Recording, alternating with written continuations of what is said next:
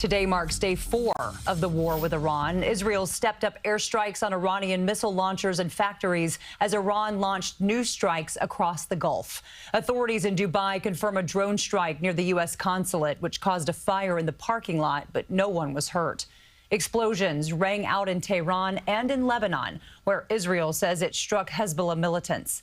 The State Department says it is now preparing military and charter flights for Americans stranded in the Middle East. And Mayor Mamdani reassuring New Yorkers, city officials, and the NYPD surging resources to keep everyone safe.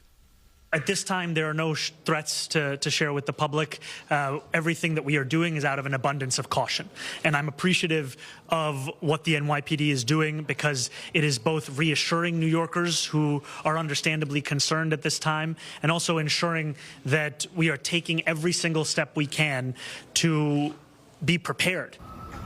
The NYPD has been deploying extra officers to religious and cultural centers since the start of the war and have been putting extra emphasis on synagogues yesterday for Purim. Joining us now to talk more about the increased anxiety that so many people are feeling as this war started, clinical psychologist Dr. Jeff Gardere. Dr. Jeff, great to see you again. Technology has really changed the game. Our phones give us access to events all over the world, sadly, including tragedies. In your experience, how does that fuel some of the dread and fear?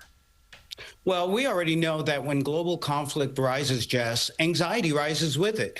We know that the brain is wired to detect threats, even if it's on the other side of the world. So, as you're saying, we're living in a 24-hour media world, and so the nervous system never gets a chance to power down. The algorithms amplify the emotionally intense content that we're feeling right now. We're not just watching a war, we're absorbing it in real time. Speaking of absorbing, we all know how much our children absorb the conversations that adults have in the room. What's your advice for parents during this time?